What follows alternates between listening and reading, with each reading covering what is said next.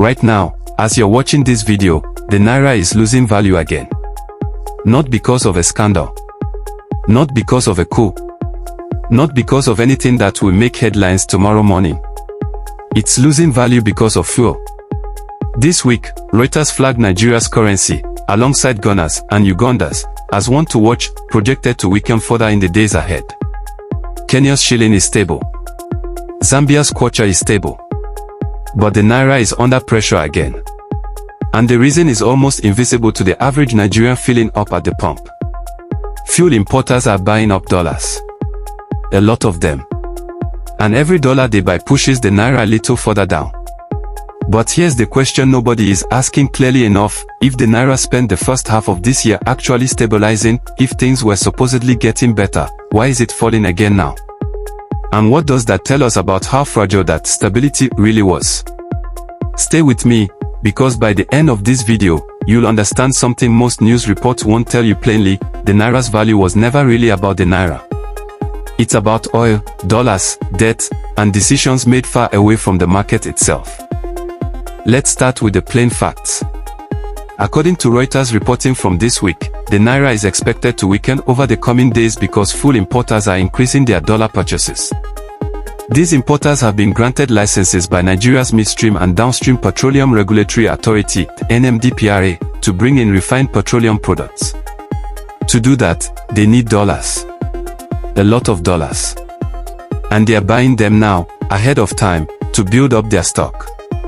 On the official foreign exchange market, the Naira was trading around 1,368 to the dollar this week, weaker than the 1,383 mark it held just 7 days earlier. In the parallel market, what many Nigerians still call the black market, it was even weaker, hovering close to 1,420 to the dollar. Now, on its own, that might not sound dramatic. A shift of a few Naira here and there. But zoom out, and you start to see the pattern. Earlier this year, in January, the Naira was trading around 1,431 to the dollar when the CBN's official FX window opened. By June, it had strengthened to about 1,384. For a currency that lost more than 80% of its value in the 2 years after the 2023 float, that recovery mattered. It gave people hope. Businesses started planning around a more predictable rate. Analysts started using words like stability and confidence carefully, but they used them. And then, in the space of a few months, the story shifted again. In March, the Naira slipped to its weakest level since January, closing one week at 1,398 to the dollar after opening that same week at 1,376. Analysts at the time pointed to foreign exchange liquidity constraints, simply put, not enough dollars circulating in the system, and speculative trading pushing the rate down further. So what we are watching isn't a single event. It's a pattern. Gains, followed by pressure. Recovery, followed by another dip. And every time, the explanation changes slightly. Sometimes it's fuel importers, sometimes it's debt servicing, sometimes it's oil prices, sometimes it's simply market forces. But underneath all of that, a few forces keep repeating themselves. Here's why this isn't just a story for economists and forex traders.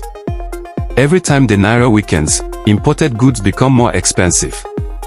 That includes fuel, and fuel is the one price that touches almost everything else in Nigeria: transport fares, food distribution, manufacturing costs.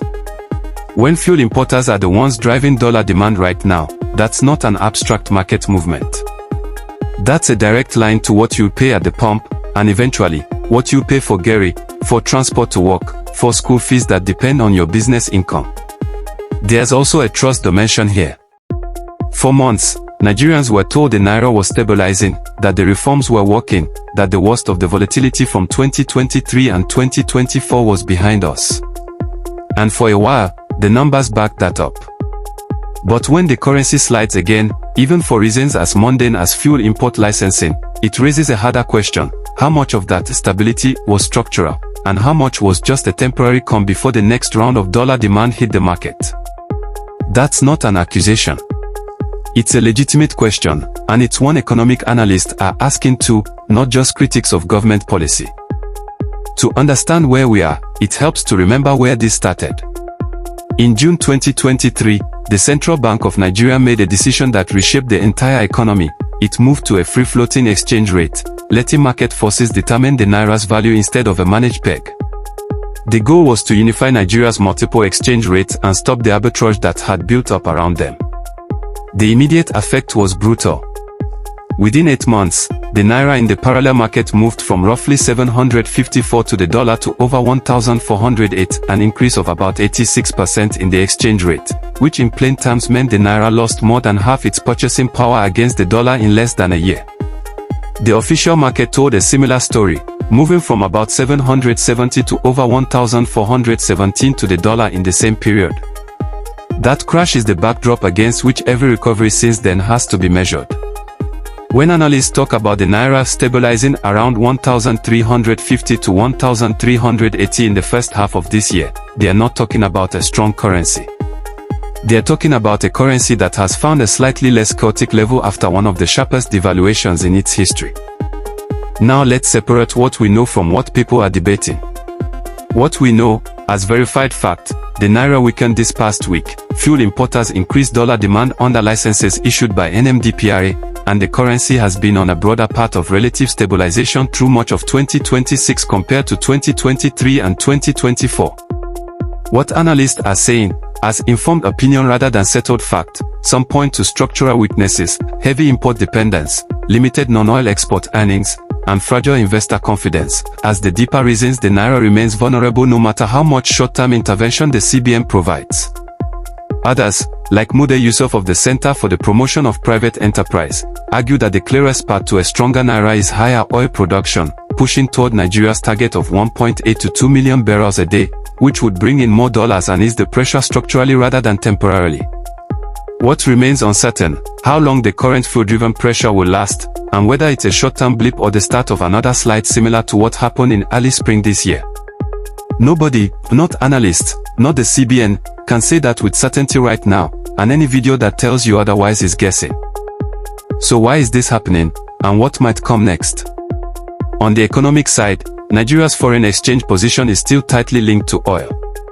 When oil output rises and global prices are favorable, dollar inflows increase, and the Naira has room to strengthen. When debt servicing eats into reserves, or when oil revenue disappoints, the CBN has less room to defend the currency during moments of stress, like the current spike in fuel import demand. There's also a seasonal and political layer worth watching. Nigeria's 2027 election cycle is already beginning to shape the second half of 2026, and historically, election seasons tend to pull government attention toward political positioning rather than difficult economic reforms. If that pattern holds, some analysts worry that the harder structural work, diversifying exports, improving fiscal discipline, building reserves, could slow down at exactly the moment the Naira needs it most. On the fiscal side, government borrowing has increased significantly this year, even as headline inflation has cooled somewhat. That combination, more borrowing, moderating inflation, a currency that's stable but fragile, is not necessarily a crisis. But it is, in the words of one economic outlet, a picture of an economy where growth is real but narrow. That's not a partisan judgment. It's a description of a recovery that hasn't yet reached most households, even as the top-line numbers look better than they did 2 years ago. What might lawmakers or regulators do next? Possibly nothing dramatic in the very short term. Fuel import-driven pressure tends to ease once inventories are built up. But if this becomes a repeating cycle every time importers restock, it may put pressure on the CBN to reconsider how FX is allocated for food imports, or push the National Assembly to ask harder questions about how much of Nigeria's reserves are being used to prop up the Naira during these spikes. These are possibilities, not predictions. So let's come back to where we started. Right now, the Naira is weakening, not because of scandal, but because food importers need dollars to keep the country running. That's the immediate cause. But underneath it sits a deeper story, an economy still recovering from one of the most painful currency devaluations in its history, propped up by oil, exposed to global shocks, and entering an election cycle that could either sharpen the reforms or slow them down. The numbers may look calm on the surface. But as we've seen throughout this year, a recovery in the first half, a slide in March, pressure again in July, calm and stable are not always the same thing. So here's the question I want to leave you with. Should Nigeria be relying this heavily on oil and fuel import cycles to determine the Naira's fate? Or is it time for the National Assembly and the CBN to push harder for the structural changes, non-oil exports, fiscal discipline, reserve management, that analysts say are the only real path to lasting stability? Drop your thoughts in the comments. And if this video helped you understand what's actually happening to the Naira, make sure you're subscribed to Niger News Briefcase, because we are going to keep tracking this story as it develops.